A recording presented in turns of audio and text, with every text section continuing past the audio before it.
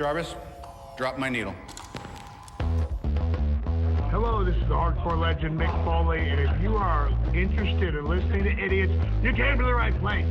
Have a nice day. Woo! That's an attention getter. He's a very strange young man. He's an idiot.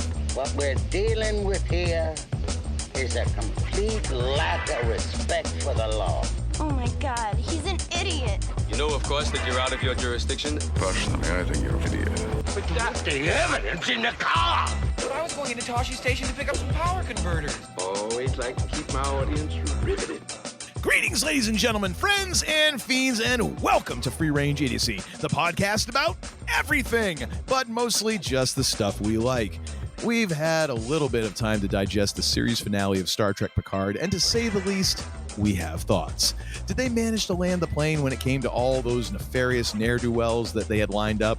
Did more characters get thrown over the side when the writers had no idea what to do with them? Hint, hint, yes. Did Worf wind up killing a guy with a trident? We go over all the happenings and all the feels from Final Goodbye to our generation's Star Trek in this episode 132, Make It So, Picard Wrap-Up.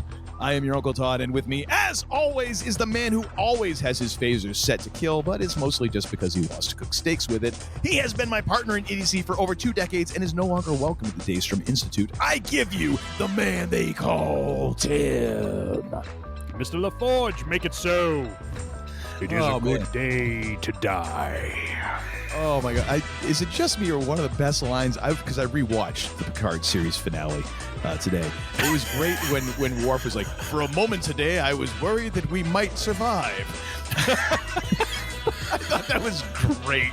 Like Worf was I like fantastic, sarcastic Worf. That's a lot of fun. But how are you doing, sir? I am well as I take a sip of the seltzer. Caught you right mid-seltzer.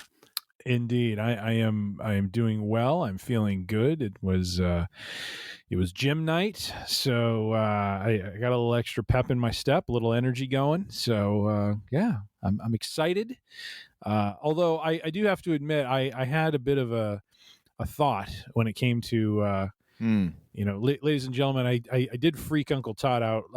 Kind of late last week. I said, hey, maybe we should continue and do another bracket of some kind. And I think I heard yelling and screaming coming from the Eastern Seaboard. No, God!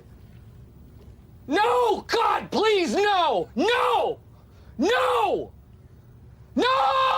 So, no more brackets for a while. I think we're going to retire the brackets for a good long while, at least until next March. So. Yeah, I was going to say until next year, because I can't do any more. I gave all that I had. I left it all on the floor. You did. And the thought I had was, and of course it's moot at this point because we've recorded all 4, tomes, 12 plus hours total, I believe, folks. I think it clocked in close to 14. It was epic.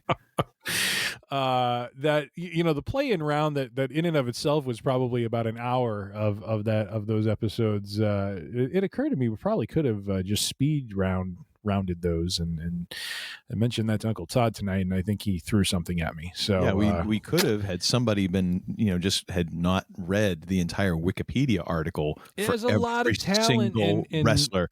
Accolades It could have been Scotty Hottie in that bracket, and you would have still read about everything from his amateur career all the way up to where he picks his nose now. I acknowledge my tribal chief. I love you, my tribal chief. Okay, Shmuley, you're always forgiven. All is forgiven.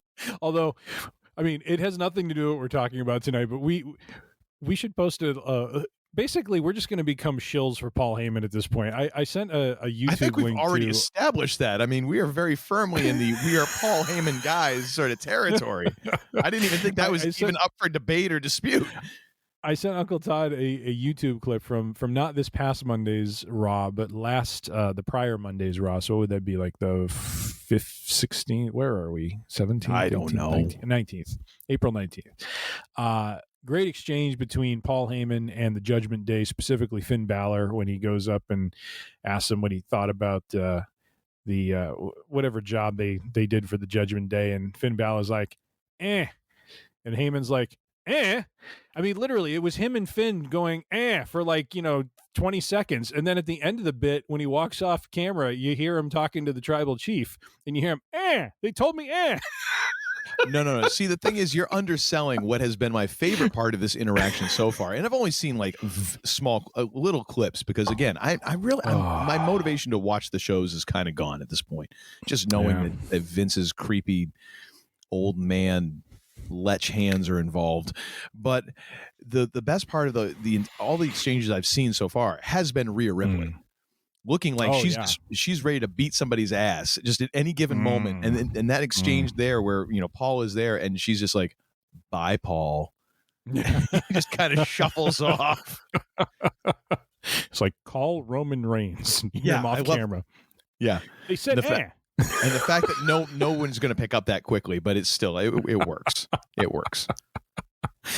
Oh boy. All right. Indeed. Well, we are going to talk a lot about Star Trek Picard Season 3 and the series finale. However, before we get to that, we do have some other news items that we are going to get to, and a little thing that we like to call the Week in Geek.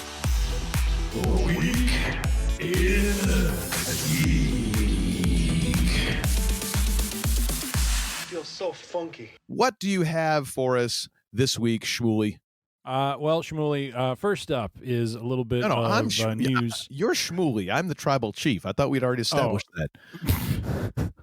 I'm sorry, my tribal chief. Thank you. It's all good, Shmuley. You may proceed. That still slays me, the whole, know who you are. Go get him. I love you, my tribal chief. Yeah. Well, he forgot himself. Single time. He forgot himself. He slipped back to the Pauly dangerously there for a minute and forgot he's the wise man. I was just going to say that it's like he just he like drops into Pauly dangerously mode and then he goes back to humble wise man mode. All right. Well, we unfortunately, and we'll talk about this in our next episode, but unfortunately we did not get the live action debut of Thrawn in the season finale of The Mandalorian. However, given the attention that is soon to be paid to this character, and if rumors are to be believed, the basically the build up to a potential heir to the Empire movie that is looking like it will be Star Wars's version of Avengers Endgame. There has been from cultureslate.com there was some news this week about Timothy Zahn talking about writing some more books about the Grand Admiral himself, and really with a focus on the time period between what happens at the end of Rebels and his reappearance in Ahsoka, which is kind of interesting because that is an unexplored, area of his story. We've as we reviewed with Jimmy Dice, we got a bit of the story that led up to his interactions at Lothal, which is really what the Rebels represents. And we have the original Heir to the Empire trilogy, which is really about, kind of plays in the time span of where we are in The Mandalorian, minus, the whole wrap up the whole tie into Rebels was not established when that original trilogy was written. So there's kind of this blank slate of time that Zahn can write some more stories about Thrawn. And so I'm kind of interested about it, by the prospect of that. I need to read the Ascendancy trilogies. We of course reviewed the Thrawn trilogy several episodes back with Jimmy Dice.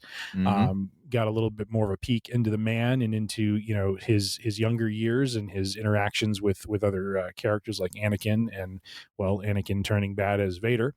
But yeah, we really don't get a sense of what he was doing during the Galactic Civil War, and so I find this rumor of Zahn potentially writing about him rather interesting. But what say you, sir, on this one? I mean, it's a given. I mean, Thrawn is his binky, and he's done really well with it. I mean, granted, the books are a bit uneven, and they kind of he seems to have a very established formula of getting like that third book and going, oh crap, I got to wrap it up, and then everything like just falls together in like the last 80 pages.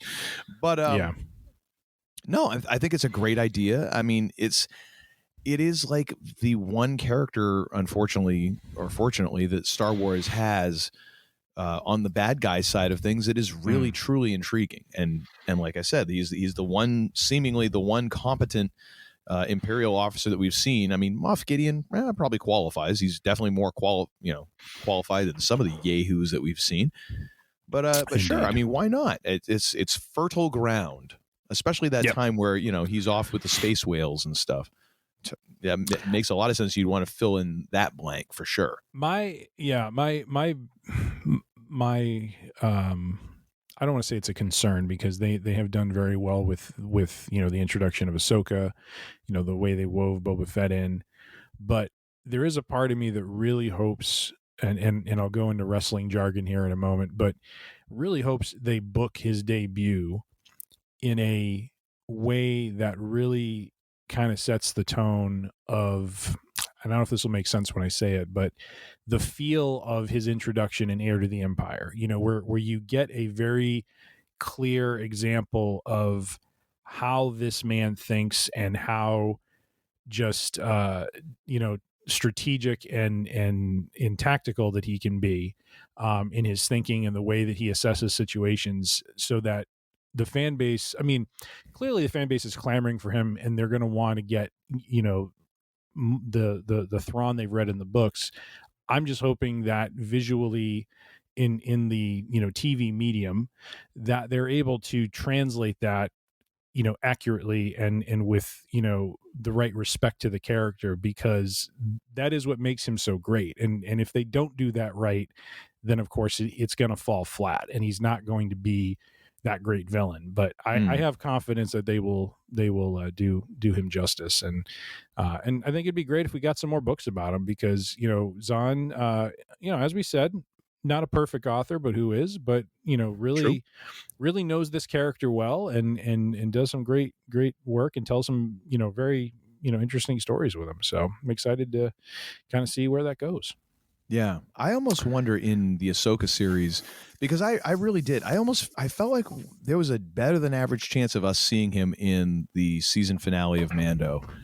And, and now that, spoilers, now that didn't happen, I now wonder how many episodes into Ahsoka we wait until we see him, because if it's going to be almost like a Jaws sort of thing, like the longer it takes to actually see him, to actually have him as an active participant, on screen, instead of kind of just doing stuff behind the scenes and stuff happening because of him. I now wonder if you see him before like episode 4. Yeah. If a lot of that, the first few episodes is really like the setup of the chase, and it's, it isn't until like episode 4 that you get like that shot of him on the bridge, Right. It seemed to me like he was either going to show up there, or now it's going to be delayed even more. And I think that's a good way to use your analogy to book him, to take your time now. If you're not going to throw him out there in Mando, series finale, what's the rush?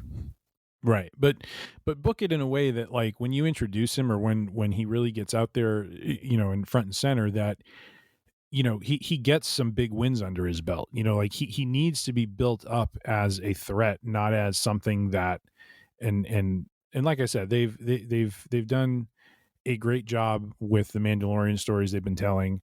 I just hope that they, just do him justice, so that it becomes a translation of the character off the page to the screen in as much of a, intentional and kind of respectful way to what, what really won everyone over when they first read those books. So you don't want to see him get the Darth Maul treatment? Is that what you're trying to tell me?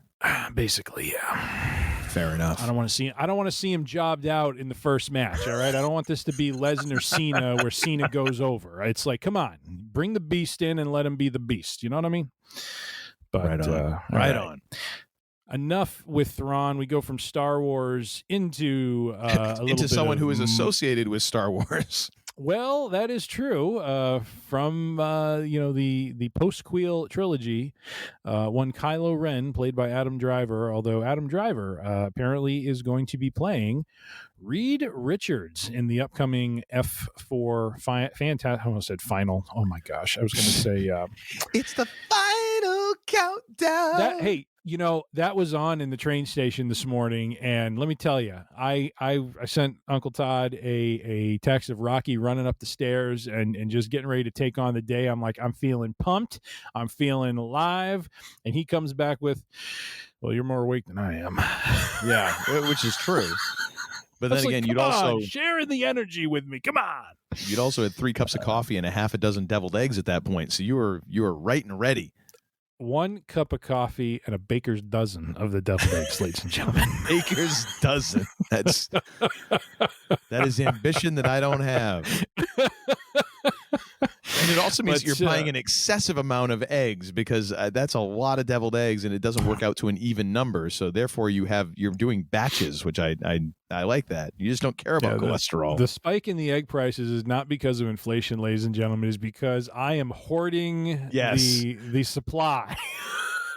The man they call Tim is ordering them by the pallet. He has turned his garage into a walk-in cooler for egg storage purposes. It's just eggs and like 50-gallon drums of mayonnaise. Can't forget the steaks. Nothing kind of untoward going on there. Just making a lot of deviled eggs, as far as you know. Yeah, you got to have the steaks hanging there from the ceiling, a la Rocky. Do a little boxing practice there in the. You remember that show, The State, when they had Barry and Levon and the $230 worth of pudding? It almost makes me think about that. No, makes me think of you, like what $230 worth of mayonnaise. Oh yeah. Oh yeah. Hit me with the mayo. All right. Anyways, back to Adam Driver. Yes, from Macho Man to Adam Driver. So, sir, your thoughts? I mean, this YouTube clip, we'll include it in the show notes. Covers a lot of ground around the Fantastic Four and their introduction into Marvel. Into the Marvel universe, the MCU. But Adam Driver, it's kind of funny. It's he's plastered all over kind of the teaser for this this video on YouTube, and then you watch it, and I think it's all of like 30 seconds. It's like a mention. It's like and recently Adam Driver was announced as Reed Richards. But yeah, I thought that was kind of interesting. Hoping that this seems to be the a franchise that just no one can seem to get right. You know what I mean? Like there's been a lot of attempts to tell this story, and there was, I haven't seen any of them, so I'm not really, I shouldn't really cast a stone. I know you've seen some, but it seems like, not since the early 2000s when they made the first attempt, and that one seemed like it was somewhat successful. They tried to do sequels and they didn't really do that great. But but here it's, Adam Driver's in a lot of good stuff. He's a very good actor. Did what he could with Kylo Ren in Star Wars, and really shines in whatever he's in. So I'm kind of curious how that plays out, and really, how are they introducing the Fantastic Four, and have it, feel like an MCU, story, and really have what has been, kind of the hallmark of when, they do these stories in these movies, how they tell them. It just seems like if this, can they crack this nut, I guess is the question, because this has been a hard one to get right and to do well. So, but you, sir, are a little bit more into this than I am. What are your impressions, thoughts, and feelings? Well, I think, it's a tough one to crack. As of now, still the best Fantastic Four movie is not even a Fantastic Four movie. It's The Incredibles. That is still the gold standard for Fantastic Four movies, and we have not managed to hit it live action yet, which is why I thought Brad Bird would have been a great choice to give to the Fantastic Four. I think he actually would have nailed it. But yeah, the early 2000s Fantastic Four movies, the first one was good for what it was, but that was a time when comic book movies were a very different thing. And of course, if you hold it up to what Marvel movies are now, oh my gosh, it's totally cheesy, and not just because of special effects. It's just not the kind of movies that they're making now. And then the less said about Fant Four Stick, the better. It was terrible, and that's actually being very gentle and nice. So I think that I think that they have a better than average chance with this, although I will say Marvel not exactly batting 1,000 like they were before. Yeah, Ant-Man, unfortunately, is seemingly a quiet fart in the night. Well, I mean, let's not get into the whole Jonathan Majors thing. Let's, recasting your baddie is going to be tough, and it seems like we haven't seen a fall from grace quite like this in our time, at least, where someone went from like, yay, the town of a generation, to stuff that people are scraping off their shoe as they're running away from him. But Adam Driver, I think I could see that working. I mean, apparently the most interesting thing in this entire thing for me was the fact that apparently he was offered Reed Richards or Dr. Doom. And I totally get why he would go with Reed Richards, because he's like, a mask and a cape. Yeah, hard pass. I did that. I'm good. I'm good with that. Let's do something different. How about I get to be the goodie instead of the baddie this time? I think he could be good. I don't know. I don't know that I've really seen him in enough roles to know how he would handle that. Yeah. So I'm up for it. It's also going to, although it doesn't just hang on him, like you really need to get the ensemble here right, because they all have to have a certain chemistry for this to work. And if that's not right, that's going to be real rough. So I'll be curious to see who fills out the rest of this group, because that will really determine just how good this casting is, I think. Yeah. Do you think part of the issue with this, though, is, because we saw a little bit of this in Doctor Strange, but ironically, we didn't, we really didn't see Reed Richards. He was starting to use his powers, and Wanda did him in pretty quickly. Is there something just and I'm using this term a lot, but really about translating this character like from the comics, to the screen, where it's just like, I mean, there's a lot of other fantastical characters we've seen, and they seem to work. Yeah. I've always gotten the impression, though, when it came to the Fantastic Four, Reed Richards being like Elastic Man in kind of a live action setting, because like you said, the Incredibles did great, and they had the Elastomom or whatever. She was basically with Reed Richards' powers, which works in animation. But when you try to do it live action, is there kind of like what happened in Ant-Man with I can't think of his name. MODOK. No, yeah. that wasn't necessarily just the effects. That was also just the writing for that character. It just they didn't take the character seriously. I think that it'll translate. The problem is, it's not just the elasticity that is Reed Richards' superpower. His superpower is that he's just really fracking smart. Like, he is one of the smartest people on the planet, along with like Shuri, oh my gosh, Ironheart, Riri, and Tony. Like, that is his superpower, is that he is also just wicked smart. And that has not really translated in the previous iterations, because they don't allow him to be smart and not just play it as like, oh, what a nerd sort of thing, and that has to be part of it, because if it's not, then he literally is just a dude who's stretchy, and that's it. If you don't allow the intelligence to really become the superpower, because in the comics you have the Illuminati and all this, but you also have like the Council of Kangs, which is kind of what we talked about with all the Kangs coming together. There is the Council of Reeds, where all the Reed Richards from all the different multiverses come together and use like just sheer intelligence to solve problems. So unless you allow that to bloom as part of his superpower set, it's always going to come off lame, because he's half a character. So I think they need to get that. But again, it also comes into who the other folks are to play off of that, and to be supportive of that, not always play it off as a joke.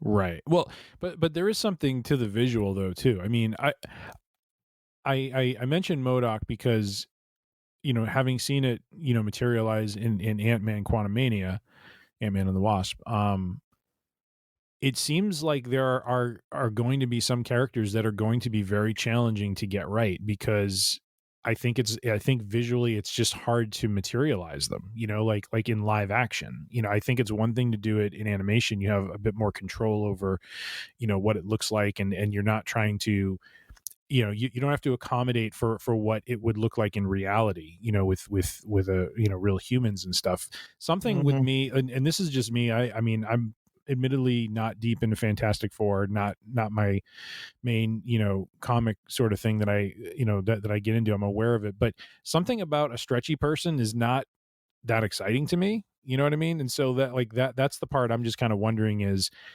do they find a way? I don't mean to make it just about that, because to your point, yes, he's if he's like a Tony Stark, and if, he's written well, then that will come through. But with Tony Stark, there was something cool about what he was doing. You know what I mean? And just his superpower out of the three of them is the one that just hits me the lamest. You know what I mean? Because it's just like, what is that? And I don't know.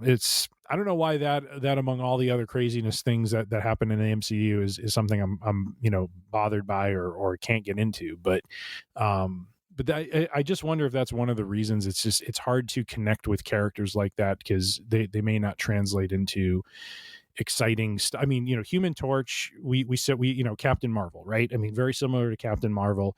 The Thing, kind of like the Hulk. I forget what is his wife's power. Susan Storm, the invisible, or Susan Richards, Invisible Woman. Oh, Invisible Woman. Okay. Yeah. So I mean, their powers, if you took them separately, like, oh, this guy catches on fire, that guy's made of rocks, she can turn invisible.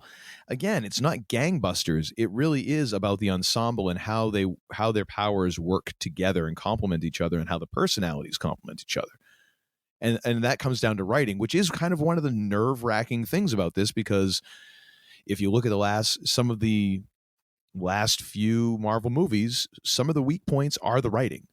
I think Quantumania especially suffered from not necessarily having the greatest script, and the way that they wrote MODOK, because the thing is, like, the visual, it's goofy, but look at him in the comics, even on the written page, on a comic book page, that's goofy.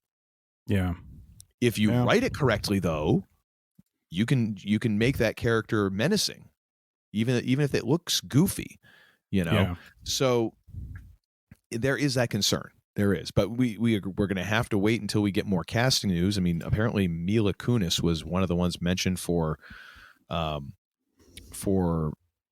Susan Richards, Susan Storm, and I don't think there's any other. I can't remember what else, because that video was great, like you say, like about 30 seconds on Adam Driver, and then just wild speculation.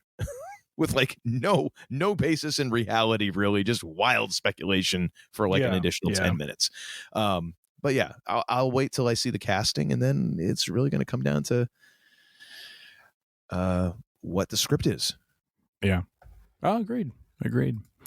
And finally, for our last item, as we shift from Marvel now, interestingly enough, into the DCEU, and this is more just conjecture, just commentary by straight from the principal's mouth, so to speak. Katee Sackhoff, in a article on sci-fi.com from just about a month ago, talks about the DC supervillain that she would most like to bring to life on the screen.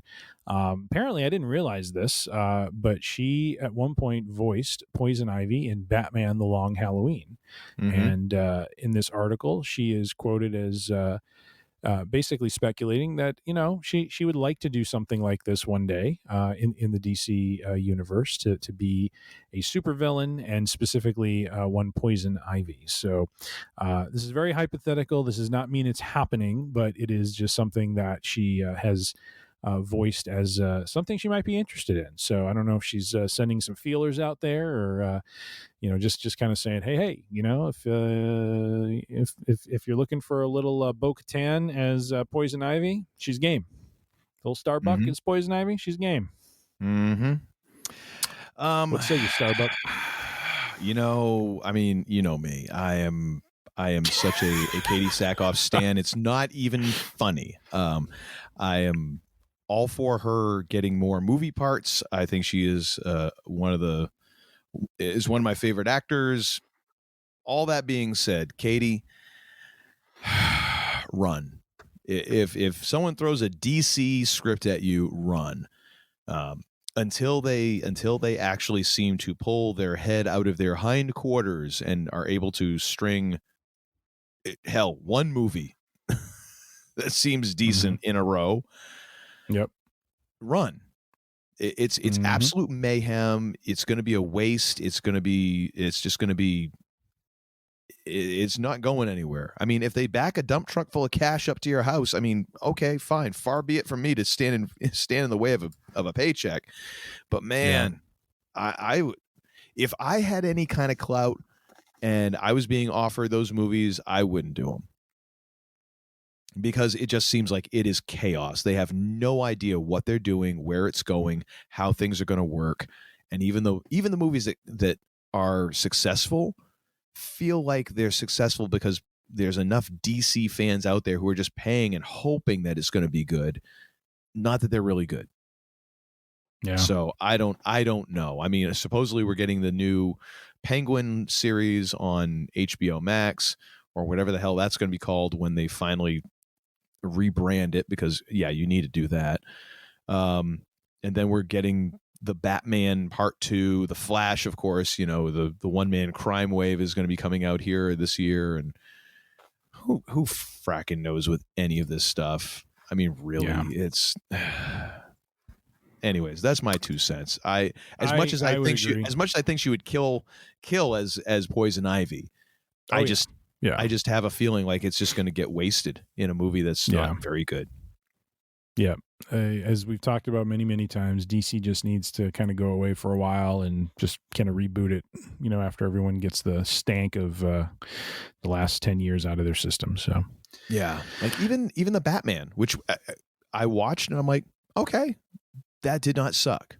It also did not need to be 3 friggin' hours long. There was 3 hours, absolutely 3 different villains, There was no need of that runtime. That movie did not deserve that runtime. There was not enough to fill that runtime. It was just a slow ass movie that you should have had at least 45 minutes chopped out of it. Yeah. And then, okay, yeah, maybe, but still, it's like, okay, yay, more Batman. Yep. Oh, we're going to re-explain this. Okay. Anyways. Great. The thing is, watching these movies, like, there's no telling whether or not these characters are actually going to be around. So, yeah. Right. Oh, well. Right. Yeah. All right. Well, that, my friends, is a neat and tidy and tight 30 minutes week in Geek. Well, thank you for sleuthing about the interwebs, or for some of those, just kind of going to the dark corners and bringing back news. We are now going to move into just a bacchanalian celebration of Picard season 3, which I'm sure our listeners, longtime listeners, are going to go say, "What is Uncle Todd on some sort of medication that we should know about?" No, I'm just happy that this thing didn't crash and burn. But we're going to talk about the series finale, maybe the entirety of season 3, and here, there, and everywhere. So, sir, what were your overall thoughts? Like, if you just had to give like a quick thumbs up, thumbs down, or a star rating, how would you rate this? What are your thoughts? I would rate this 2 thumbs up, thumbs stacked upon thumbs, 5.5 stars. I'm honestly, I'm just over the moon with the whole thing. I mean, it was, and it was surprising. It was surprising because, well, for a number of reasons, and we kind of touched on this over the last couple episodes, but the first 2 seasons, I think one of the reasons he came, that Patrick Stewart came back to play this was they were trying to explore something different with him, with Picard, and take him off the ship and kind of ground him a little bit more. And And I appreciate the attempt that they did to do that, to show a different side of him, and to try something new with a character that we were very much used to being in, kind of one role in one mode. But this was, and I hate to use the word, this was a nostalgia trip, but I mean, let's be honest. This is what geeked us out about this. It was seeing him and Will, him and Will Riker together again. It was seeing the whole crew slowly kind of build back up and reconnect.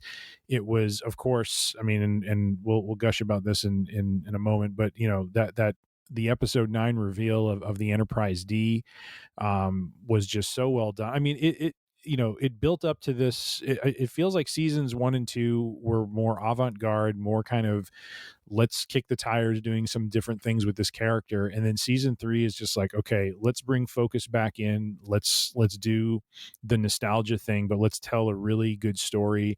And let's really hit on some notes that go back to the original series or the original TNG series with, the fact that, when Generations came out, one of the big story points on that is how he was the last Picard.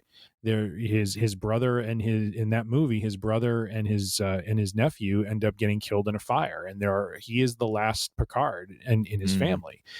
They subtly addressed that with the fact that he and Beverly had a romantic relationship and a son was born out of it, and so now he does have someone who carries on the Picard name. And so I like how they and that's just one thing. There's probably a litany of others that we can get into, but it was just nice the way that they pulled on different threads from TNG, from Deep Space Nine, from Voyager, that they just drew from this well of these deep stories that we all kind of fell in love with as during that period when the franchise was riding high and was telling great stories. Pulling from the Dominion Wars from Deep Space Nine, and like you and I were really concerned when we saw the trailer because we saw Lore and we saw Moriarty, and we're like, oh God, what are they going to do? And yet those things were brought in a very tactful and very well played, basically in an intentional way that served the story and didn't overplay its welcome. So I overall really enjoyed it. Just both my wife and I were just, every episode we're just like, and I know you've said this yourself, Uncle Todd, but my wife was like, why couldn't it have been this good for the other seasons? Which is just like, and she's not wrong. I mean, the story was very focused. It was tight. It was really well done. But I just think, it benefited from the fact that, and we'll get into this kind of toward the end too, but I don't see this leading to anything else. I think this is a one-time story they could tell, and they told it to perfection in my mind. So big thumbs up from me, 5.5 stars. Cody and Roman don't hold a candle to this. What do you say, sir? So what are we talking? 5.5 stars out of what? Out of 5? Oh, I just meant the wrestling scale. Oh, Sorry. okay. Well, so if I was trying to say, if we do a wrestling match, it's out of 5 stars, right? So I'm saying it goes beyond that. But sorry, okay. I wasn't specific there. Okay. It would be a 12. It would be a 12 out of 10. It would be 5 out of 5 stars. Perfect. I'm going to say 7.5 stars out of 5 for me because I love it that much more than you do. It was excellent. It was excellent, and is to me a great example of give me what I want, and I'll forgive all the sins of the little stuff. Because there were there some of the same faults that were in the previous 2 seasons of Picard were very present in this show, as I alluded to in the intro.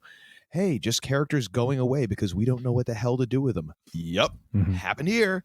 We didn't hear hide nor hair nor mention of Picard's Romulan girlfriend after the first like 3.5 minutes of episode 1.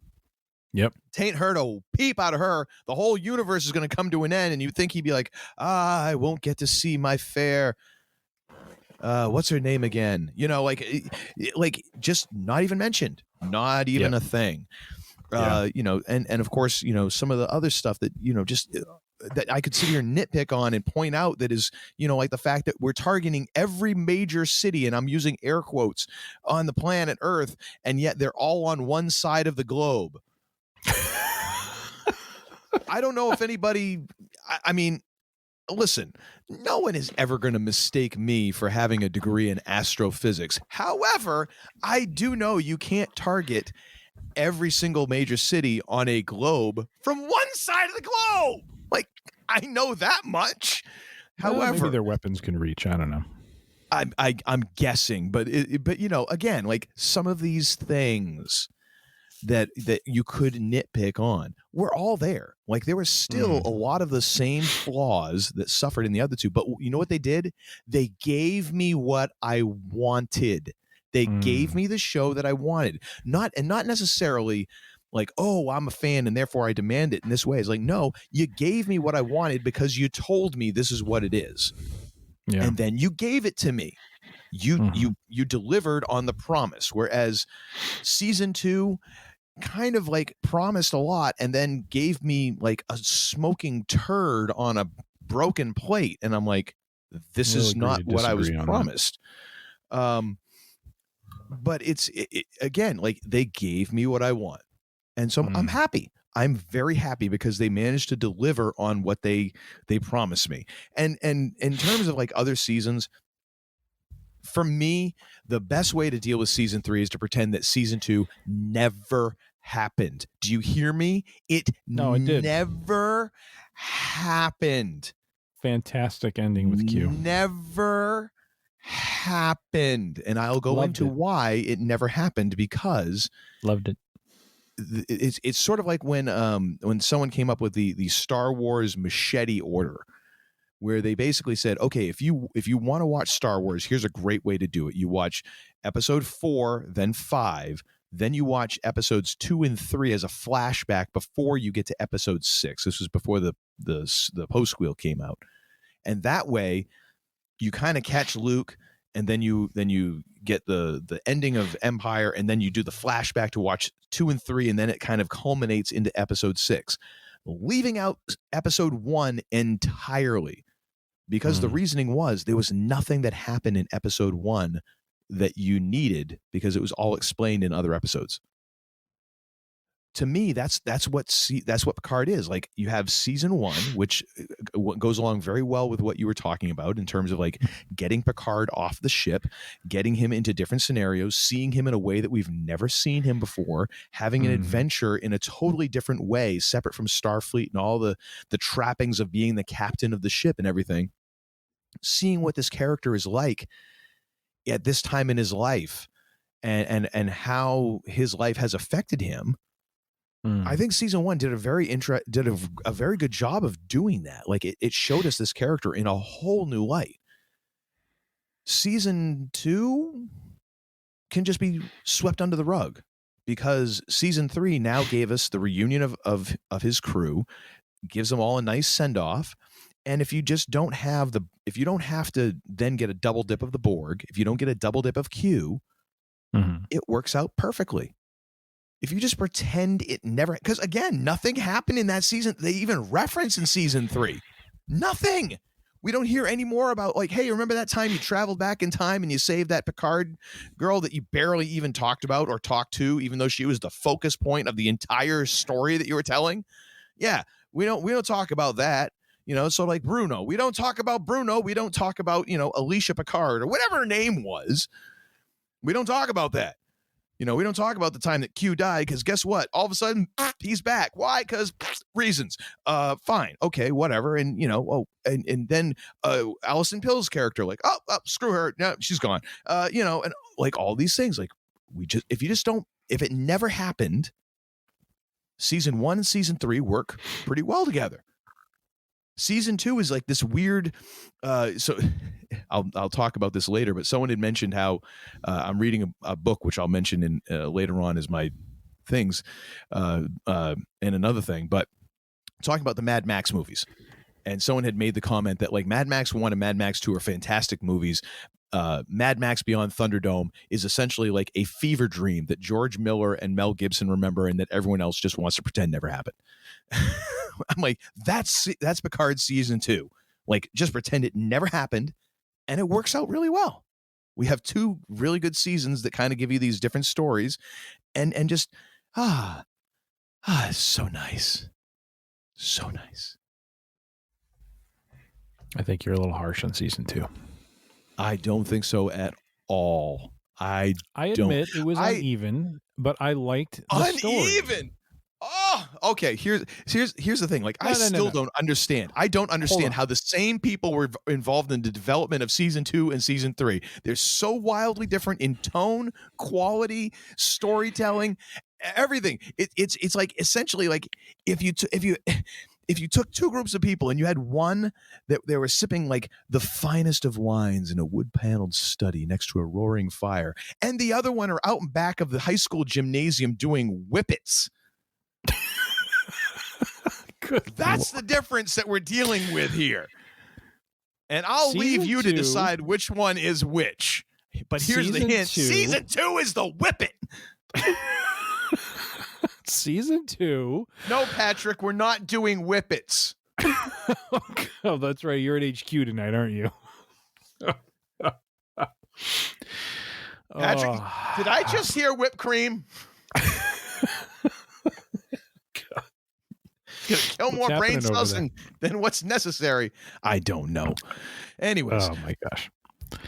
Well, but no, we don't need to. I know we're here to talk about season 3, but yes. Season 2, I appreciated the story they were telling between Q and Picard. Which disappeared for episodes on end. The entire, that was the thing. Like they had these 3 stories that would just completely, everyone in the story forgot about what was happening for episodes on end. Like 3 episodes, no mention of Q, no one talking about that. Then all of a sudden the Picard girl goes away, and it's a mess. And I don't understand. I really don't understand how, because it was Michael Chabon, who's actually one of my favorite writers, one of my favorite novelists. Was the showrunner for season 1.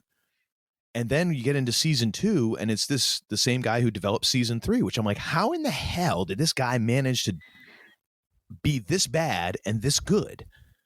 I don't get it. I think they were trying to do season 2 was very much a homage in many ways to Star Trek 4, right?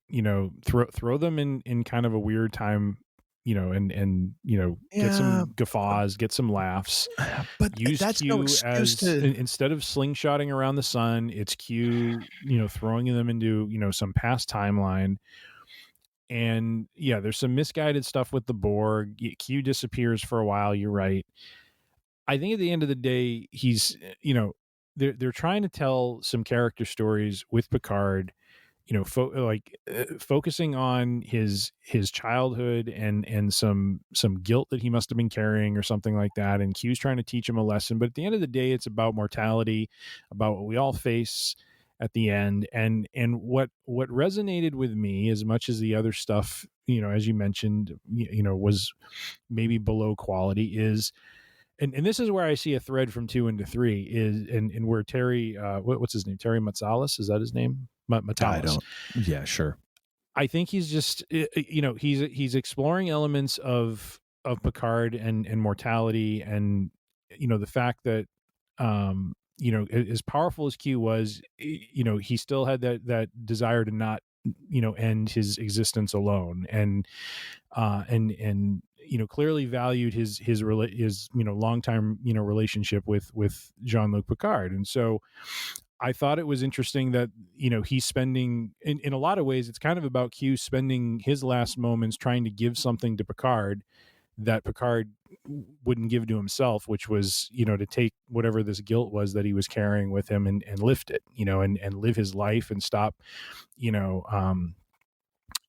kind of, I forget how he worded it, but stop either blaming himself or whatever it was, but it was something pertaining to his, character and choices he made in the past. And I think there is a line from that into season 3, because in 3 we're dealing with again, the theme of family and, him being, him missing, this time as being a father, the way he kind of threw himself into his work, that led to him, kind of creating, this surrogate family, which was the TNG crew, bringing them back together, having them, having him, deal with and close out an error in arrogance on his part, as we talked about last episode with the Borg. And really, again, hitting on these different notes from his life with Ro, bringing back Ro Laren and letting them have a moment in an episode where, or giving us that moment that we never got, because, she disappeared after she joined the Marquis in the last season of TNG and allowing them to kind of, I mean, that was a really powerful back and forth that they had, in that episode. And so I think Matalas may have been a little, I don't know if it was biting off more than he could chew in season 2 with some of the time travel stuff. Because whenever you get time travel in the mix, it gets funky. It always does. And unless you have the right story mapped out and clear intentions, but I think it was a misuse of the Borg. But I liked the fact that they were trying to tell, that they were trying to tap into the Q relationship, tell a story with him, bring, some mortality to him, and allow, his final moments to be giving Picard a form of reprieve, as he passes on to whatever his next, phase of existence is. With 3, we, like I said, we really get into a lot of, Picard and dealing with, these, kind of ghosts from his past, both in terms of the disease that supposedly, that ended up killing him, and what that turned out to be, as well as, learning he has a son, dealing with, again, past sins from the Borg, and really just, and really coming to terms with, some of the choices he made that he sees his son starting to make. And so those are all like very relatable themes that, that I think they got right. And I think they just told a very focused story, because it didn't have to deal with time travel. It didn't have to deal with all of these kind of elements that are sometimes hard to manage in a story. So I recognize 2 is not perfect. I'm just trying to say, I think there are some elements in it that were well intended, and I do see, or feel that Matalas, I think he has a love of this franchise and of this character and these characters, and when it counted, he really hit it out of the park on this season. So those are my thoughts on that. Well, I don't doubt that he's well. I don't doubt that he is well intentioned. However, I don't watch a streaming series or a movie for the intentions of the creator. I want to see the final product. I don't want to see a rough draft. I don't want to see it could have been great. It's like, well, then you probably should have made that TV show and or movie. Because I don't want to spend my time on something that feels like it's half baked, and half baked being generous. You know what I mean? But we are not here to bury season 2 deeper than I already have today, and also when season 2 came out. We're here to talk about the 3rd season, and specifically the series finale. And I mean, we're already now saying on board, like, this is terrific. Like you said, the rolling out the old gal, one more time was amazing way to end episode 9. We start off, the final episode here, just some great stuff. I mean, you've got, of course, we get a Walter Koenig cameo, voice only, as Anton Chekhov, the son of Pavel Chekhov. Yes. Which was nice, because that's a little bit of a nod to Anton Yelchin, who played Chekhov in the Kelvin timeline, JJ verse, which I thought was kind of nice. And also, apparently, I was connecting this more to President Adar's, the colonial broadcast from BSG about, go to Code Orange or whatever. But they were relating this more back to episode to Star Trek 4, when they're basically telling everybody to stay away from Earth because of the probe is there trying to communicate with the whales, Captain. But I thought that was a nice touch. Yeah. You know, and especially even in episode 9 when they were having, like, you were hearing like the chaos going on the other ships. I was like, wow, this is going to a much darker place than Star Trek usually goes to. Like, you're hearing like basically these crews get annihilated, and that was kind of crazy. Man, just overall, just a great kind of back and forth between the Titan and the Enterprise D. Some great stuff there with Jerry Ryan, who, I mean, oh my gosh, it's funny looking at like the article that you sent me about the interview with Metalis there. I thought it was great, but it has like the cast photo from like the premiere or whatever. And I'm like, good God, Jerry Ryan is like not really aging at the same pace as other human beings. It looks like Voyager happened like 2 years ago instead of like 20 years ago. Like, good Lord, like, how does that work? Man, I'm creaky and my hairline is receding as we're recording right now. And Jerry Ryan just rocking all about like, hey, how's it going? Like, damn, okay, whatever. Yeah. But, oh my gosh, so some great back and forth, like keeping the action going. You know, outsmarting the youngins who are assimilated. That was great. I think probably one of my favorite moments, I'm going to skip ahead a little bit, beyond, of course, Worf's line, where he, you know, for a moment I thought there might be a time we might survive. Ladies and gentlemen, I give you the Troy maneuver. One of like the most, I watched it today, and again, I almost had tears in my eyes just to see, like, you know, Troy grab the con, knowing where the crew is, you know, and like after all those years of like weird ass costumes and like kind of just getting tagged on to some episodes just because, well, she's got to do something, you know, to see her like she grabs the wheel and brings the old gal swooping in to save the day. I was like, yes. Like everyone kind of got their moment, you know, like Beverly got to like just bomb the ever loving hell out of the Borg cube and everyone turns to look at her like, I've learned some things serious in the last stuff. Yeah. Like, damn, you know, and Data gets to have his moment. I'll just send you the link, but someone posted on YouTube something like they missed a great opportunity to use the Beach Boys with when Data goes and flies them in. The Beastie Boys.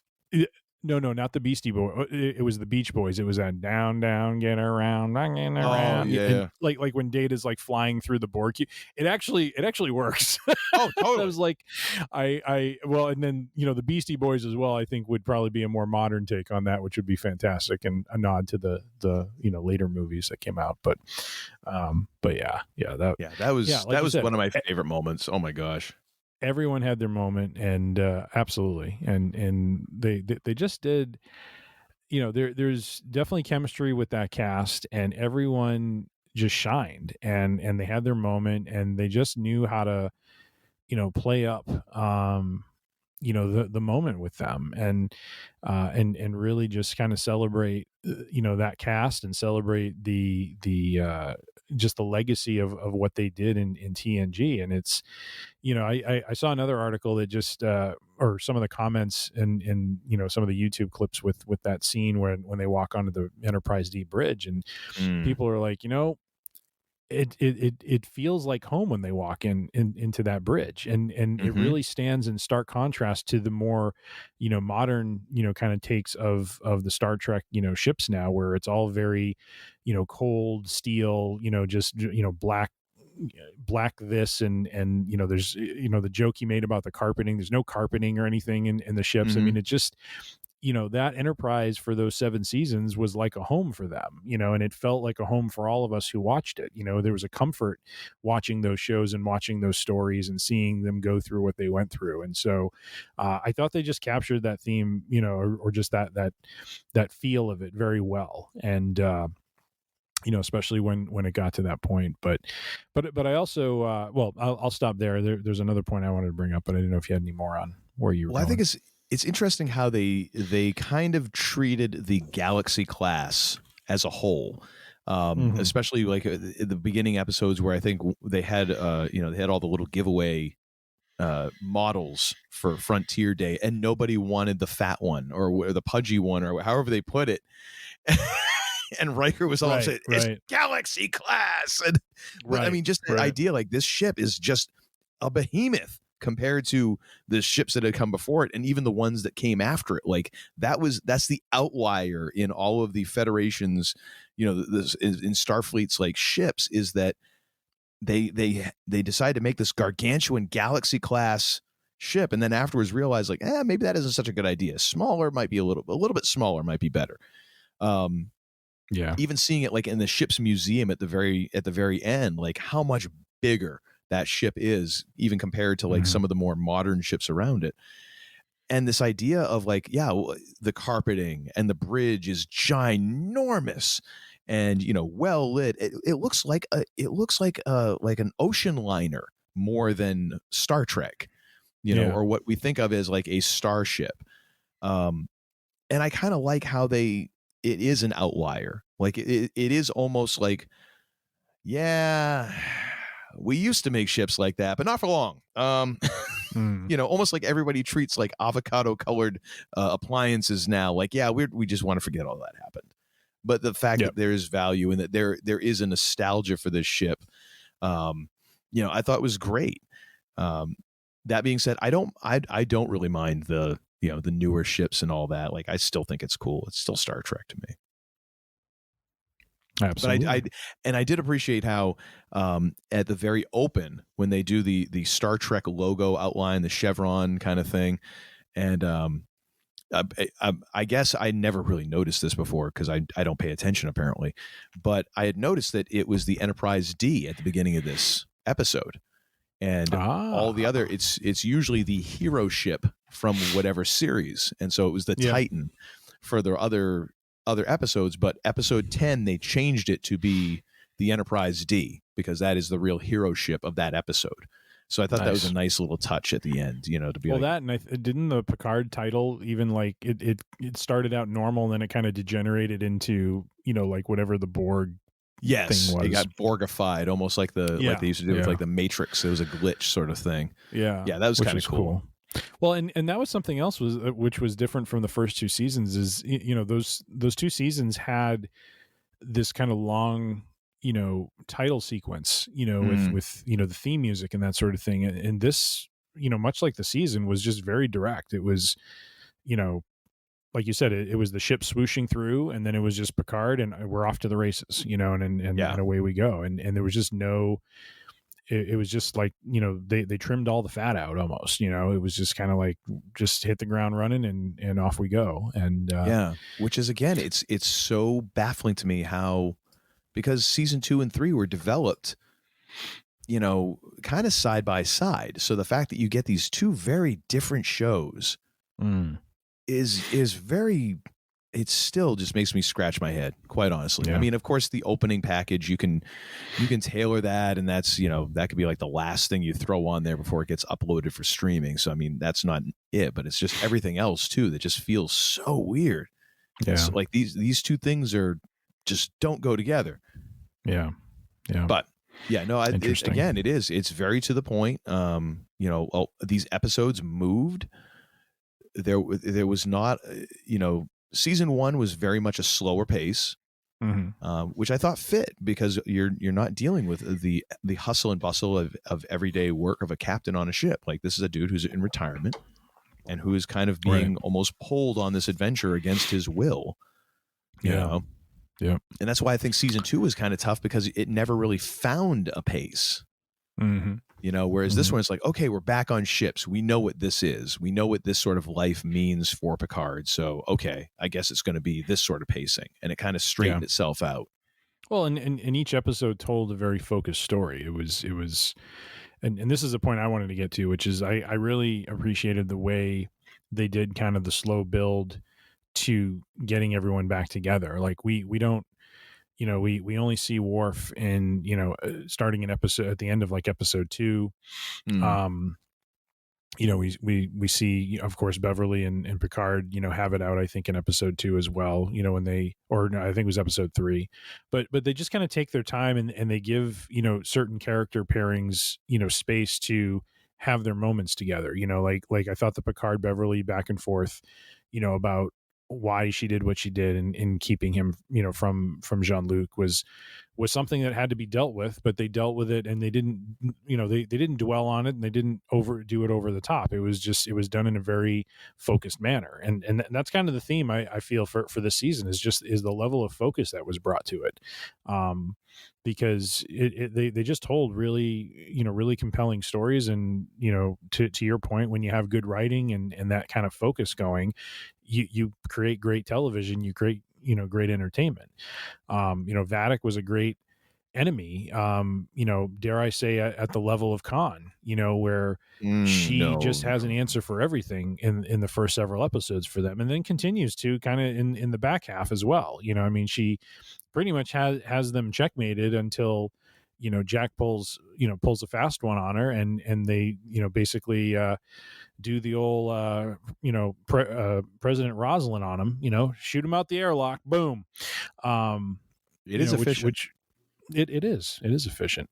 I just love the fact that she was just kind of sputtering, before they hit the button, where she's just like, I forget what she called them. She was like, damn so-and-sos or whatever. And then she gets solids, wasn't it?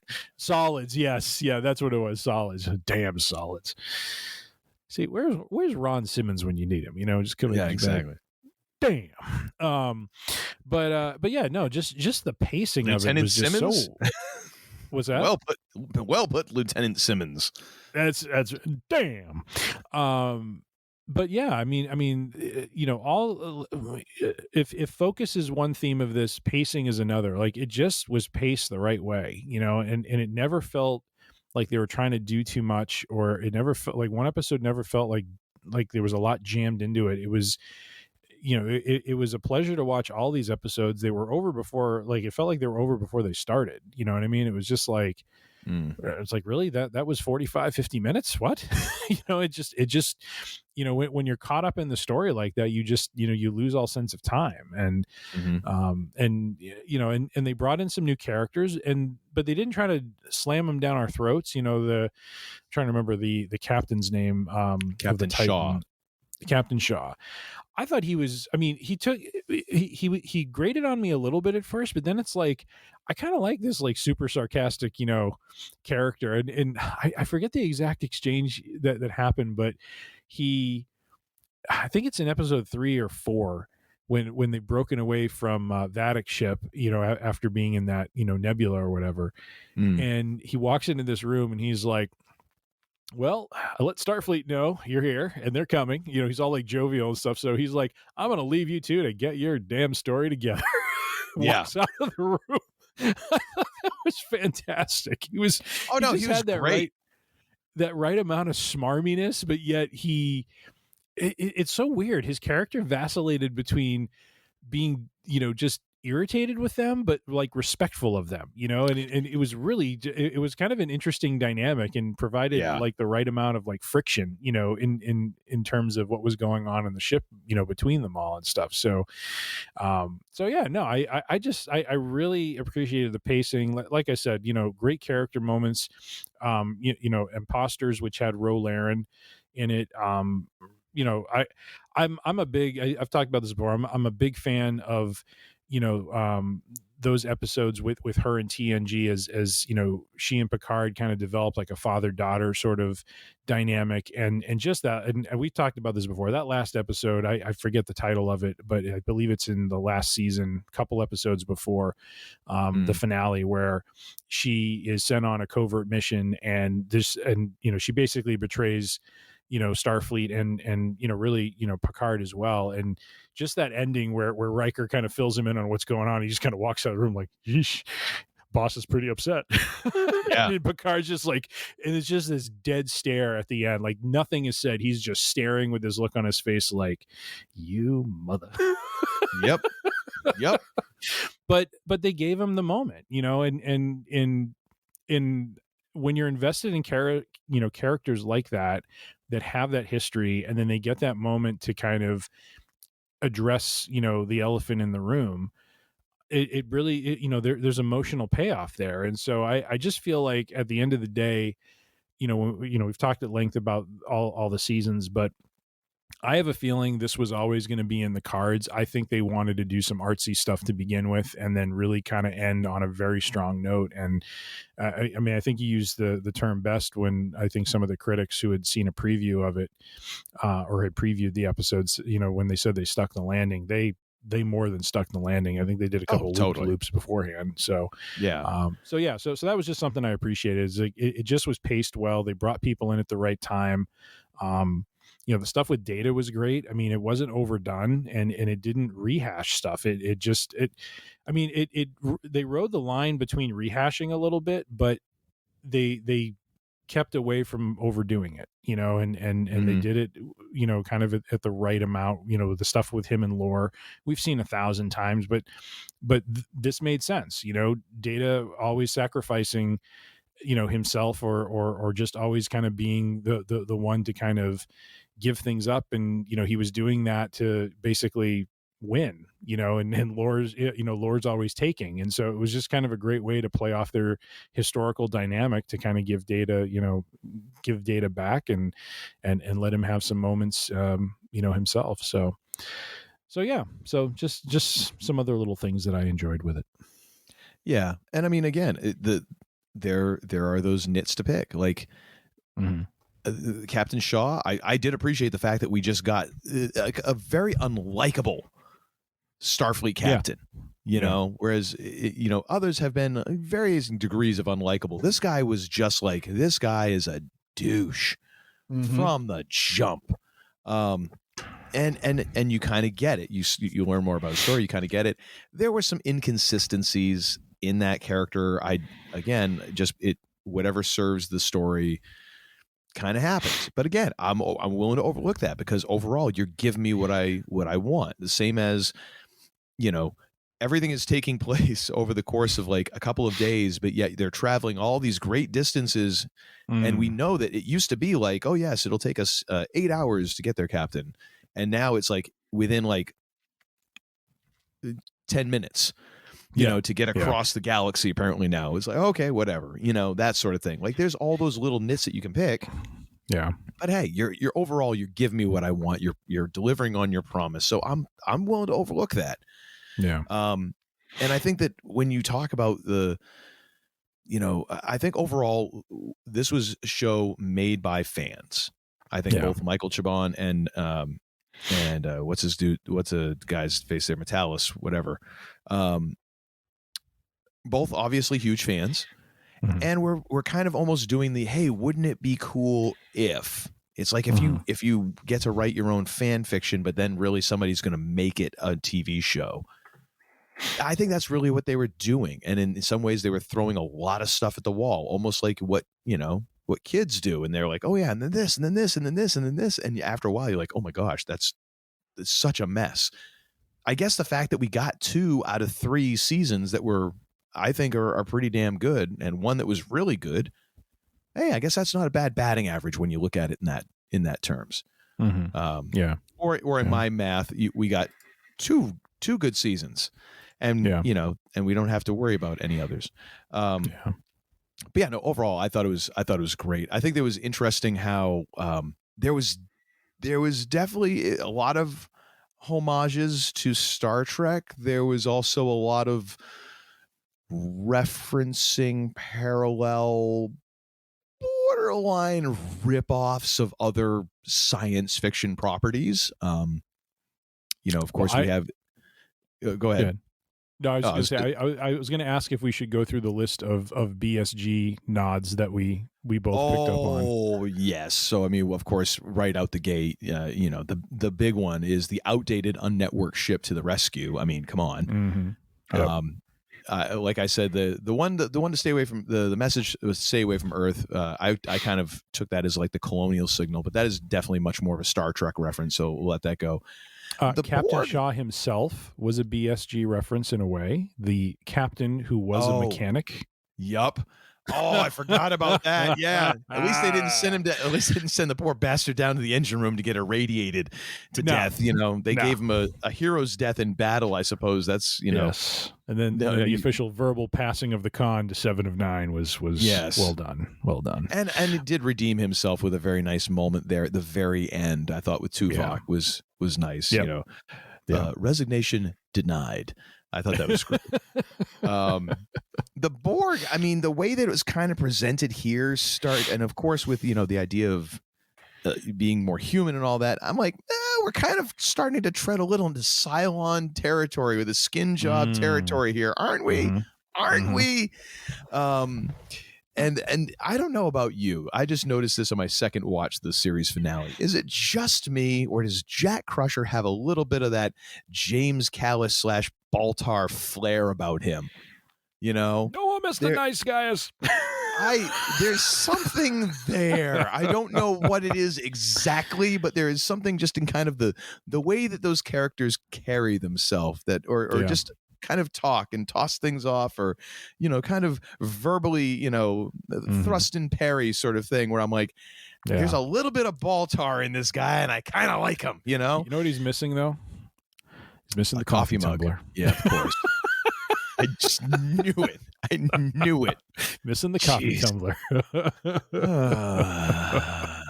And good stuff. Do you have any more BSGs?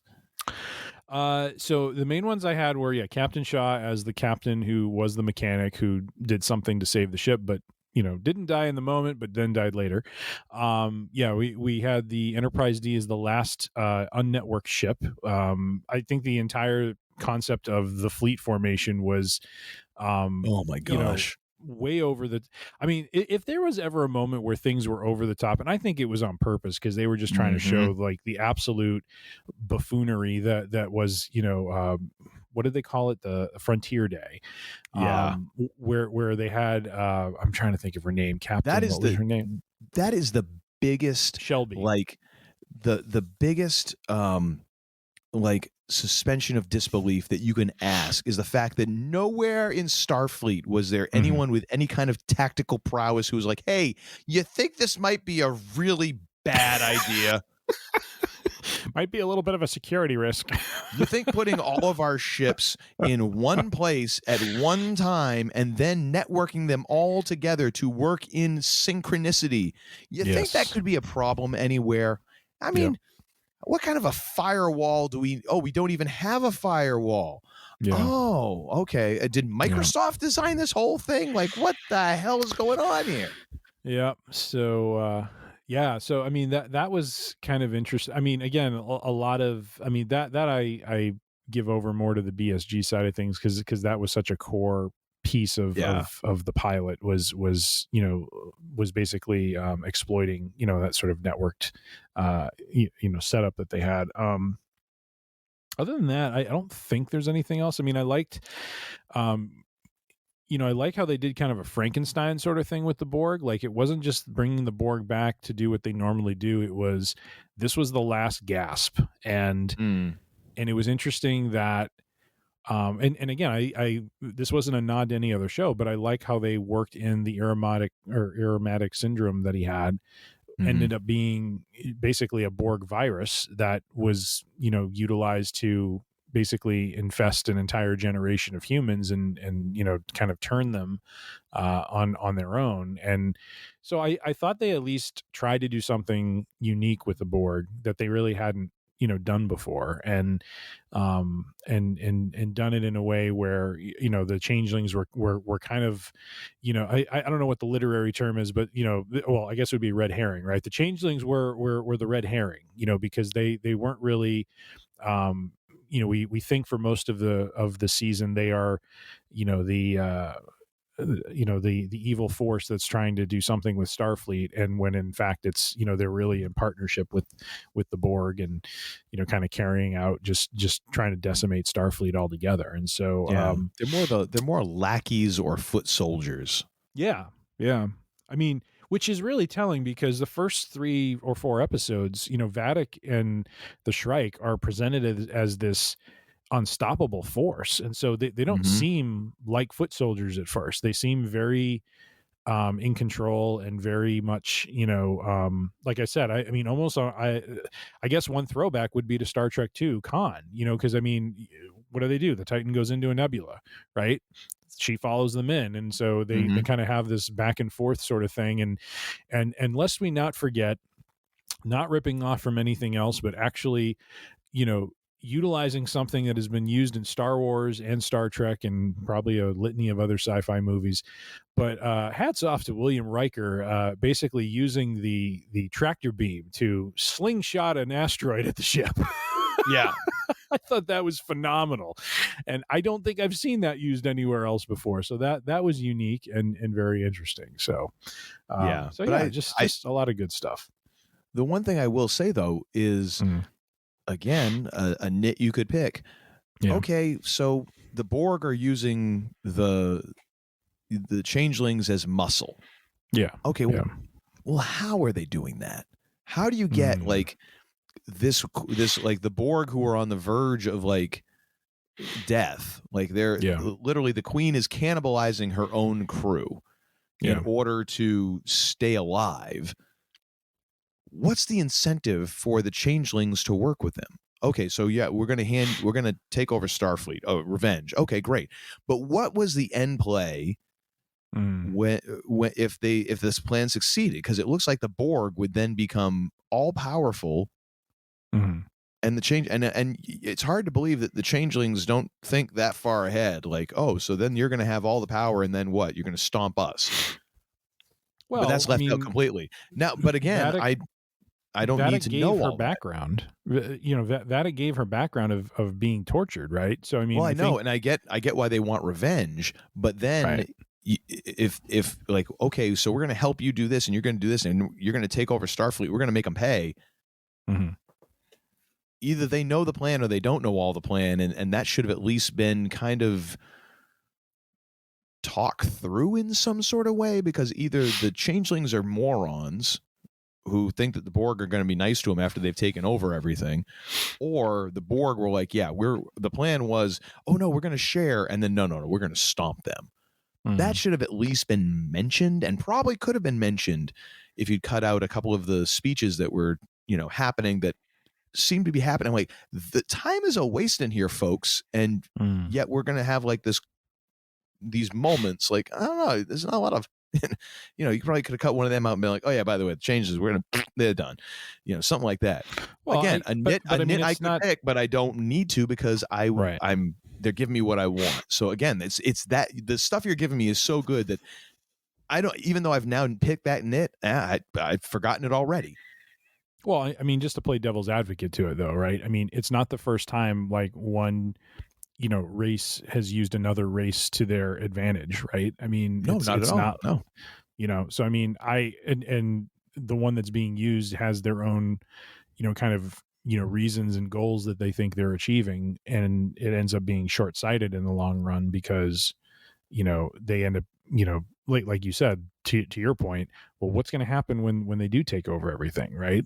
Probably there were, if I had to guess, the Borg would turn on the changelings and eliminate them at that point, right? I mean, but what I'm saying is, it's not that I'm saying that it's messed up or anything.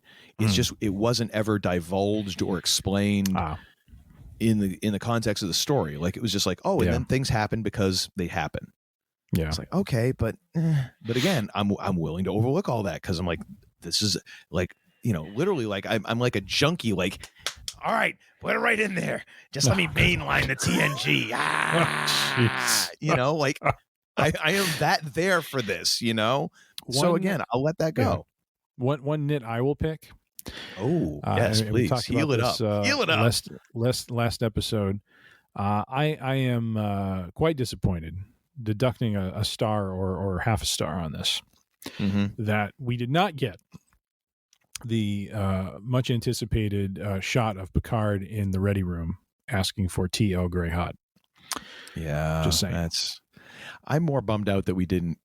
I'm more bummed out that they wasted a Wesley Crusher cameo in season 2 instead of season 3. Although I did read an article. Will Wheaton was asked about this, and he explained that and I don't know if this was established in the Traveler episode. It may have been that the Traveler, when Wesley agreed or decided to become part of the Travelers and basically take that on, they have to forfeit all of the connections they had in their prior life. So they can't go because of the emotional part of it and the fact that it could disrupt reality. And because he was asked, like, why weren't you a part of season 3? Why didn't you make an appearance or help or something like that? And he reminded the interviewer that it was established in the Traveler episode that they have to disconnect, like they can't insert themselves into their past life because there's a threat of disrupting reality because of the emotional connection to those people. So he said that's the reason why he was in 2 but not 3, because 2 he just interacted with Soji, who he had no past with at all, and was really in many ways recruiting her in the same way that the original Traveler that we saw recruited him. So, which makes sense. I mean, it's consistency, at least, so yeah. But I mean, by the same tone of consistency, then, we shouldn't have the Borg Queen still alive. 'Cause wasn't she like dead and then living on in what's her face? The Doctor Lady, Allison Pill, in season 2. And then we shouldn't have gotten Q at the end of this, 'cause he dead. Well, if we're going to talk consistency, no, because it's a different timeline. So, but that's the problem. That's the problem with season 2 is, okay. So to your point, yes, it's hard to talk consistency when you introduce time travel and these forking timelines, right? Well, okay, I'll go with you on the timeline for the Borg. Q, he dead. They came back to the timeline and he dead. And now he not dead. And that was explained as time is not linear for Q. So maybe we see Q before he dies. Oh, come on. No. Yep. He exists in a different way than us humans do. Yes, suspect. Heretofore with. I'll take $75.25 out of your pocket, but you're suspect. Yeah. Gosh. Anyways. All right. Anything? Actually, I just have one last thing to touch on real quick. Yeah. I have seen, and you've probably seen as well, articles about, will they do another? Even though it was a series finale, will they do another one because of how well this was? This one went. My answer is absolutely not. Let us not ruin something. You're talking Picard? Picard, yes. Yes, okay. Yeah, no, totally. There was talk of, because of how good the season was, would they consider doing something else with the Jean-Luc character and the crew? And my answer is absolutely not. This was so good because this, like I said, this was a bit of nostalgia. This was a way to bring the band back together in a way that was meaningful and emotional. And we didn't touch on this in the article that we'll put in the show notes, but Terry Matalas, he was asked a question in this, it's a variety.com article, but he was asked about the final shot of them playing poker. And, he said what he wanted to do was to leave this group of people without any, unanswered questions or I forget it was a Nemesis, I think was the last movie, but the movie where Data sacrifices himself, so they're incomplete, I guess is the word I was looking for. He wanted to give them a proper send off, a proper goodbye. And when they filmed that poker, shot at the end where they were playing, very similar to the finale of TNG with All Good Things, where they're kind of doing the top down shot.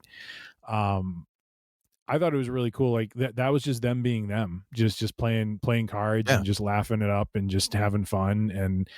And so I thought it was really cool, like a really cool way to end the series, with a nod to the original finale, with everyone, kind of complete and everyone, in kind of a great place. And so, you can't go back to that. Just let it be. Just let it be this one season that was really well done, that gave us these great moments that we as fans wanted and were hoping for, and just let it be. Like, it just because it's great doesn't mean you got to go back to the well again. You know what I mean?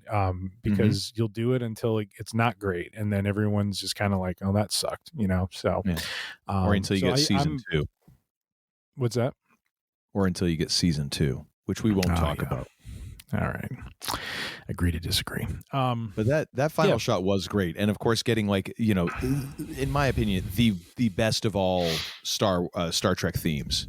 The Next Generation theme, which was used in at least one movie, one of the original cast movies. But to me is like the gold standard for Star Trek theme music. And they went like the extended remix of that song. Like, that just kept going and going and going. It's like anyone who had anything vaguely to do with the show got mentioned in the credits, because it is like, it's like Marvel length credits at the end of Picard's series finale. Everybody gets in.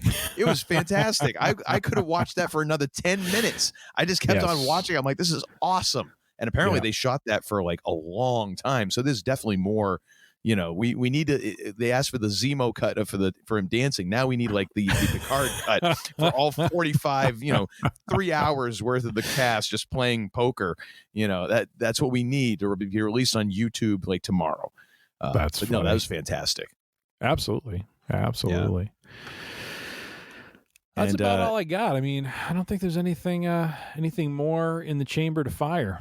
Well, for me, there was one thing I did notice on the second watch today, when they're leaving the Enterprise D bridge, and actually one more thing, the rechristening of the Titan as the Enterprise G, I thought was a nice little nod, because I'm like, are they really how's this going to work, sort of thing, and of course we have another Enterprise, so that of course Jack Crusher is going to that one. But when they're leaving the Enterprise D at the museum at the end, and they're going through the whole shutdown procedure, and Geordi says, she's always taking care of us. The second time through, it took me back to the very first episode of Next Generation, when DeForest Kelley guest starred as Bones one more time. And we got Dr. McCoy on the Enterprise D walking with Data. And as they're walking away from the camera, gives me tingles just thinking about this, because it was great. It was just a great delivery on the line. And he's saying something about, well, she's got the right name. And as he's walking along, and DeForest Kelley says, you treat her like a lady and she'll always bring you home. Yeah. And I just thought that was so lovely. I'm hoping that they kind of tied those two things together, but it instantly tied together in my brain, because I remember watching that show. I remember watching the season, the premiere of Next Generation, and I was watching it with my dad, and I'm watching. I'm like, is that? And my dad's like, yep. Yeah. Because at first you go like, oh my gosh, it's McCoy. So I loved how that just kind of all brings it even more full circle. Like the poker shot brings you full circle to the season finale of TNG, and that brought you almost right back to the beginning. It's like, chef's kiss. Chef's kiss. Agreed. Yes. And of course, of course, we'd be remiss if we didn't mention, got a little Star Wars in there too, with Data, trust me, Geordi, I can do it, and essentially flying, using the Force, if you will, to fly in through the Borg cube, much like Luke in the trusting his gut, the trench run, and then of course Lando piloting the Falcon into the Death Star in episode 6. So that was kind of a nice touch too. Yeah, we won't talk about Lando flying in episode 9 though. Well, no, we don't. I mean, he did take off that radar dish. That's boink. Like, whoops. Oopsie. No. But yep, all around good stuff, my friend. Yes. I sit back and say, what a wonderful series, and great series, great season finale, or season 3, and great way to end it. Yes, indeed. It was a fantastic send off for the crew. Indeed. And another thing. All right. Well, what have you got for and another thing this week, sir? My and another thing, continuing to get caught up on some past, WWE biographies on A&E. Well, this time it's the show WWE Rivals, hosted by Freddie Prinze Jr. and usually surrounded with a panel of a who's who of the wrestling world. JBL's always there. This one it was Kevin Owens. Actually, Renee Paquette, who used to be an announcer for WWE, she's now in AEW, which I found interesting that they would have her as part of that. So that was a nice thing. And then Devon Dudley was also part of it. Oh, nice. But this episode, and before I say the title of it, I just want to say this: if you are a fan of wrestling, if you're someone who is an aspiring wrestler, if you are just interested in why would anyone be drawn into wrestling, watch this episode. Stone Cold Steve Austin versus Bret the Hitman Hart. Yes. The way this show was put together does such a phenomenal job of showing a litany of things that make wrestling, just wonderful to watch. And from the buildup of the Stone Cold character to the slow, percolation build of the Austin Bret Hart feud to the their match at Survivor Series, and then just the absolute harassment that Austin puts Hart through that actually starts to turn Hart heel and him babyface. Was just, I mean, the way they show this, and this show is always good, but for some reason I was watching it today and I'm just like, it was bringing back all the feels from when that Austin character, the rocket was strapped to his back and took off. Right.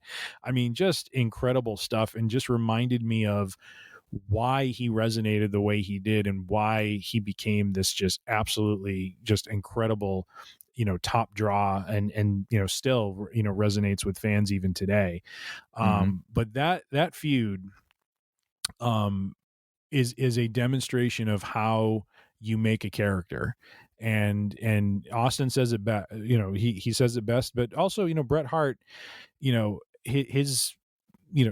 wanted to work with Austin, but he saw the writing on the wall. He saw what was going on with him and wanted to make him. And as Austin says, there's no Stone Cold without Bret Hart. Bret Hart is the linchpin that turns Stone Cold Steve Austin into the main event draw that he becomes through this feud, and especially the WrestleMania 13 match, which just had that just amazing ending where he's trying to power out of the sharpshooter and the blood is flowing down his face on his teeth. I mean, it's just such a iconic shot, and yeah. So, anyways, check it out. WWE Rivals, Stone Cold Steve Austin, Bret the Hitman Hart. It is just such a 101 lesson on what makes wrestling great, how they build characters, how they build feuds, how you make a character and into a top star. It is definitely must-see viewing for the wrestling fan. Yeah, and then follow that up with Hitman on Stone Cold sessions. Or Broken Skull sessions, just for Stone Cold to be like, I was a little snug there, a little snug. Like 20 some odd years later, he apologizes. The one nit I have with the show, though, is that, when they're showing the brawling that's going on in the WrestleMania 13 match, they don't show this, but I think they showed it in on the Stone Cold sessions or the Broken Skull sessions, which is when they're brawling in the crowd, there's one part where Austin has the upper hand, and he turns around and there's a soda vendor right there, and he takes a cup of Coke, takes a sip out of it, and then bashes Bret over the head with it. And it is just the funniest damn thing in the middle of that brawl for him to do something like that. It's just like, I mean, that is just classic Stone Cold. Is just, yeah, I'm going to pause for a minute, take a sip, and then bang him over the head with it. And, they talked about the Royal Rumble when, when he's eliminating people left and right, and he's sitting on the turnbuckle and he just like stares at his wrist. Like he's like, when's someone coming out? Yeah. It was just, oh my gosh, just so many great iconic moments with that character. And yeah, this show just does a great job of highlighting why that feud was so great and why it made him into the big star that he was. So very nice. What do you have, sir? Well, from one over-the-top classic to another over-the-top classic, I'm going to recommend a book I've just started working on, but I'm just all in on it. It's called Blood, Sweat, and Chrome, The Wild and True Story of Mad Max Fury Road by Kyle Buchanan. And what's great about this is it reads like an oral history. There's parts in there of commentary kind of setting up each chapter, and then it breaks down into just kind of quotes from the different people involved, like George Miller, the people who were helping him with production, people who worked with the studio, all of the different participants throughout what was like a decade and a half, a couple decades of trying to get this Mad Max movie made. And just kind of an insane story for what is also an insane movie. I think one of the quotes that they were talking about in the very beginning, just they had other directors. I think the guy who directed it and wrote Parasite, highly acclaimed movie, basically was like, it just terrifies me even thinking about having to make that movie. Steven Soderbergh was like, I don't understand how they're still not shooting that movie today and how hundreds of people didn't die while making it. And these are people who make movies and they're just like, this is nuts. And is one of the great action movies of all time. It is so insanely streamlined. And then when you read about how the movie was developed and how there really hasn't been any other movie that's been made like this. The entire movie was storyboarded. There wasn't a script. Like the movie was written through storyboards and was laid out that way. And the story was always it was like mostly visual. And that's how you would get through the entire story. Insane.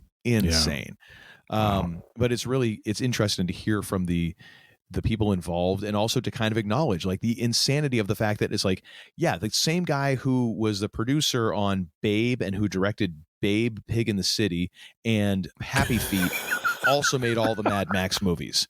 Like, wow. WTF. How is that even possible that those things come out of the same mind? Mind blown. It's crazy. But yeah, it's so far, it's been a real fun read. I've been plowing through this one just because it's so interesting and it reads really quickly. And like I said, it's nice to have all these different perspectives kind of coming and going throughout the book. So I highly recommend that. It's been out for a while. It never made its way to my public library, so I was able to pick this one up a week or two ago. Found it at a bookstore, so I highly recommend checking it out wherever you can find it. Blood, Sweat, and Chrome. Very nice. Very nice.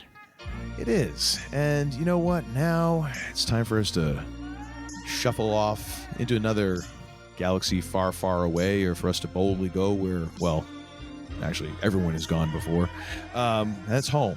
So, well, no, time the man they call Tim is home. I'm broadcasting from the office, and it always gets worse smelling the later it gets, which makes me nervous. But right now, thank you all for tuning in, for listening. We do so appreciate you listening and the downloads. If you have not yet become part of the Free Range Idiocy congregation and subscribed, what the hell is wrong with you? All you have to do is go to freerangeidiocy.com. You can find all of our episodes there. You can download them one by one or just batch the whole sucker right together and listen to them all right from the beginning. Actually, probably skip to like episode 4. The first 3 are rough. Anyways, you can subscribe right through the Podbean app there. If you've decided I have quite enough apps in my life, search for us on Spotify, Apple Podcasts, Google Podcasts, Alexa, a whole bunch of others that I can't remember right now. You'll definitely find us. Free Range Idiocy. No one else is claiming to be us. If you want to follow us on the social medias, we do certainly appreciate that as well, because we just love to watch those numbers go up. We're on Facebook. We're on Instagram. We are also on YouTube, where you can get full episodes on YouTube. So find us on all 3 of those at Free Range Idiocy. If you have any questions, thoughts, concerns, offers of outright bribery, general griping and kvetching in general, send those to Tim at freerangeidiocy.com and he'll get back to you post haste forthwith PDQ. And if that ain't enough, too bad, because I'm shuffling out of here and I'm going to hand this over to the less idiotic of the 2 idiots on this show, but not before I ask the second most important question ever uttered by human lips. The first, of course, being what is hip. The second being, the hell did we learn this episode? We have learned that we have learned the following, I suppose.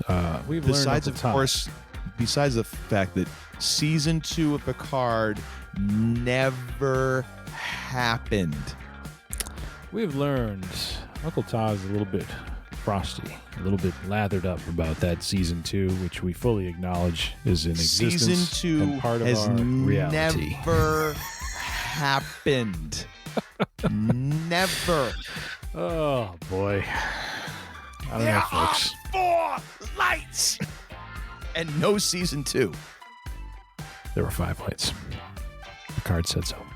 Anyways, there are 4 lights.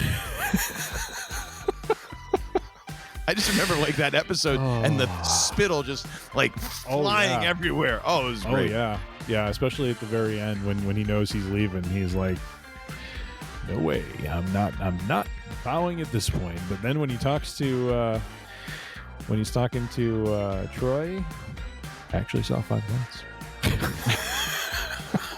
which that made that episode very powerful because you end up finding out he did break. He just didn't let him know that he broke. So, but anyways, enough about that. We have learned we may have some more Thrawn stories coming our way, which I am and Uncle Todd will be up for, and of course we'll have our local Thrawn expert Jimmy Dice on retainer. Yes.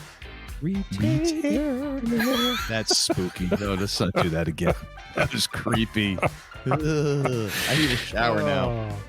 We also have learned that, when you have some focused storytelling with some good pacing and respect to the legacy of the thing you are actually producing, you can create some great art, some great entertainment, and that is what Picard Season 3 is. We are all in. We are highly recommending it if you have not seen it.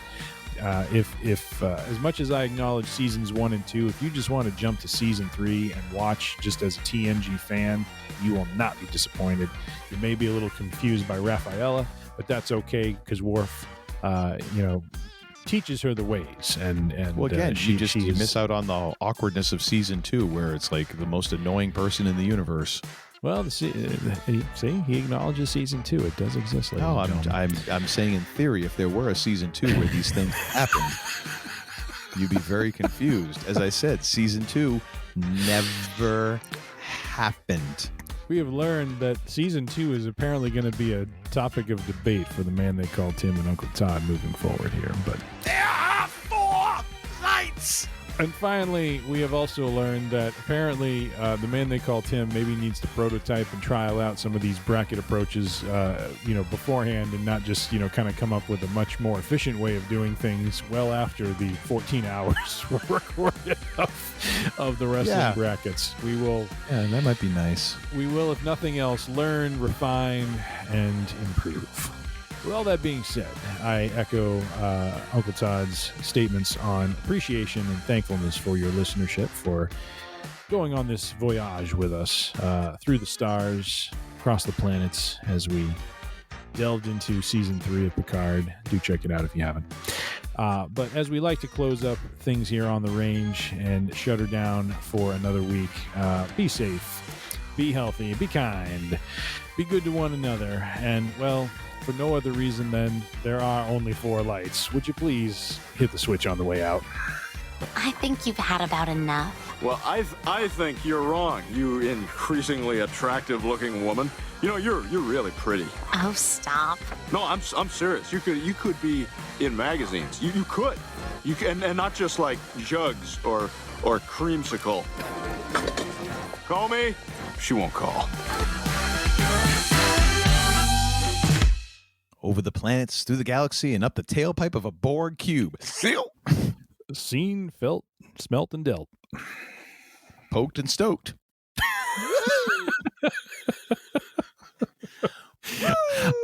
I feel like I should have something else to throw in there, but I got nothing at this point. You really shouldn't. You really shouldn't. Now get the hell out of here!